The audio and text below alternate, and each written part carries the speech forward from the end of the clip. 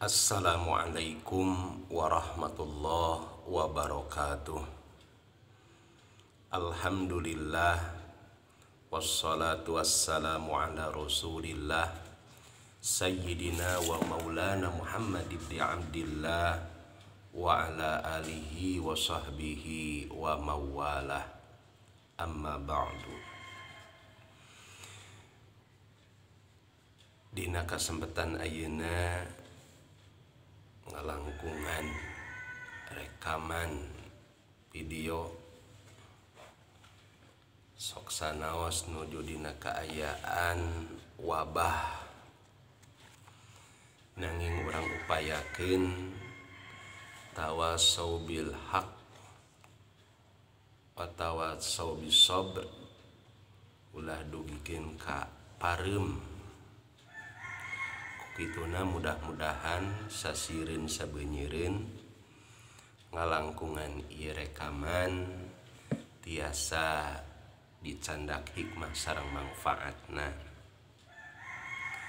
Urang muji syukur ka Allah, mudah-mudahan sapapaosna urang sing aya dina pangraksa pangriksa Allah Subhanahu wa taala tina sanes kanten wabah sareng musibah turta saenggalna dicandak dimusnahkeun ku Allah Subhanahu wa taala. Shalawat kali salam sapapaosna mugia dilimpahkeun ka panutan urang, panutan alam, nyatana Kangjeng Nabi Muhammad sallallahu alaihi wasallam, ka kulawargina ka para sahabatna, dugdugi ka urang salaku umatna, cingkeng yang syafaatul uzma jaga di yaumul kiamah. Amin ya rabbal alamin. Sumangga urang sami-sami perhatoskeun hadis Rasulullah sallallahu alaihi wasallam nu diriwayatkeun ku Imam Abu Daud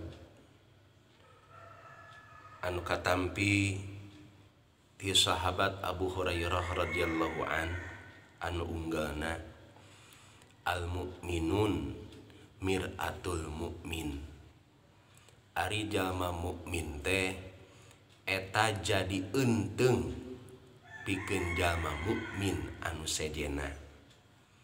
Sumangga urang tapakuran ku urang sadayana kumaha fungsi enteung atawa kaca dina kahirupan urang sadayana. Minimal enteung kudu ngabogaan 4 sifat. Nu kahiji diantawisna si enteung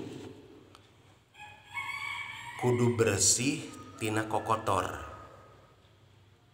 Anu kaduana sifatna teh kudu aya eta enteung di tempat anu caang. Katiluna enteung ulah rubah-robah. Jeung kaopatna enteung ulah nepikeun ka peupeus rengat. Sifat kahiji tina enteung tadi nyatana kudu bersih tina kokotor. Naon hartosna? Upami urang ngeunteung kana kaca anu lamokot ku kotor, da moal ngahasilkeun gambar anu sampurna. Padahal mah pameunteun urang parantos diberesihan, nganggo make up. Ari begitu urang ngaca kana kaca anu kotor, bleg we remong jigana pameunteun urang. Padahal lain pameunteunna tapi enteungna anu kotor jeung belewuk.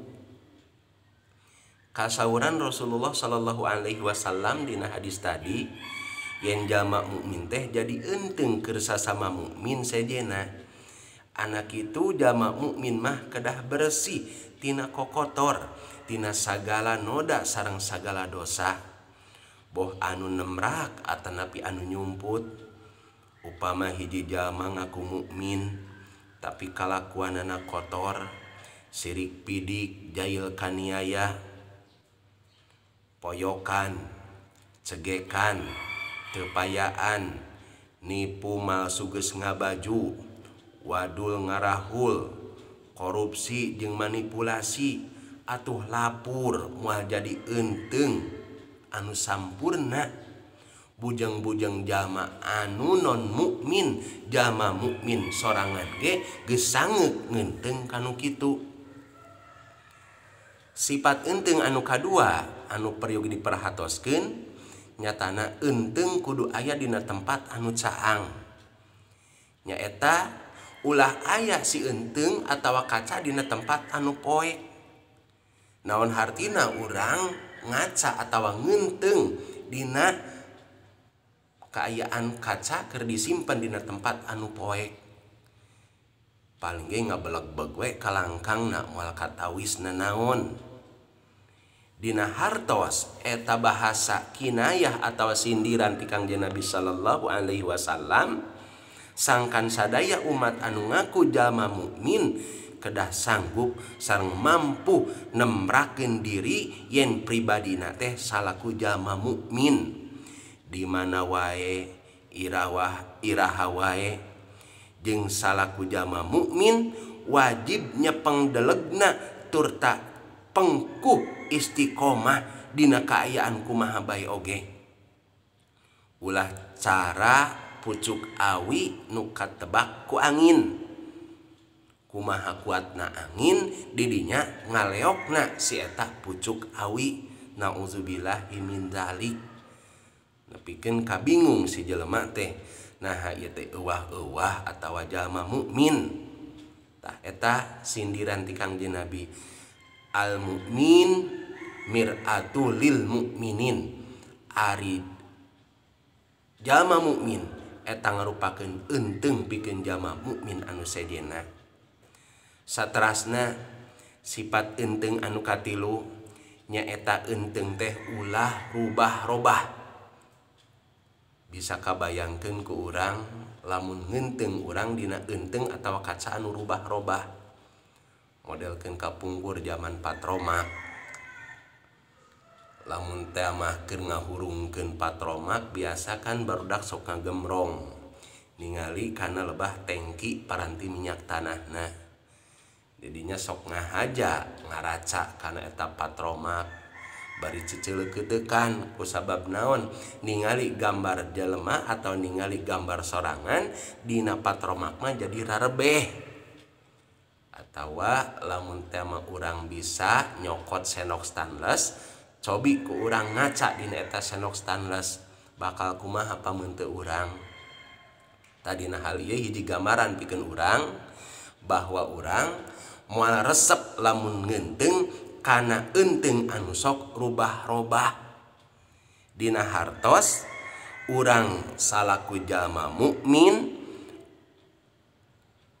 sarengkak saparipolah jalma mukmin ulah robah tina aturan Allah sareng Rasulna.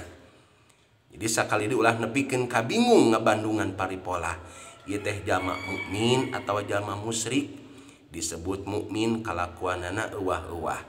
Disebut jalma musyrik atau jalma kufur da sok daek ngalaksanakeun salat. Saterasna sifat eunteng anu kaopat nyaeta eunteng ulah peupeus atawa remek. Lamun kajadian kaca eunteng peupeus atawa remek hese nyambungkeun deui. Sok sanajan dirapat ku pangrapat anu canggih angger tapak tina beulahna atau rengatna masih keneh ngagudat. Nu matak urang sadayana sing ati-ati dina cumarios. Boh bilih kabadug ku cariosan si jalma anu dihajahna anu ngajadikeun rengat galih atawa nepikeun ka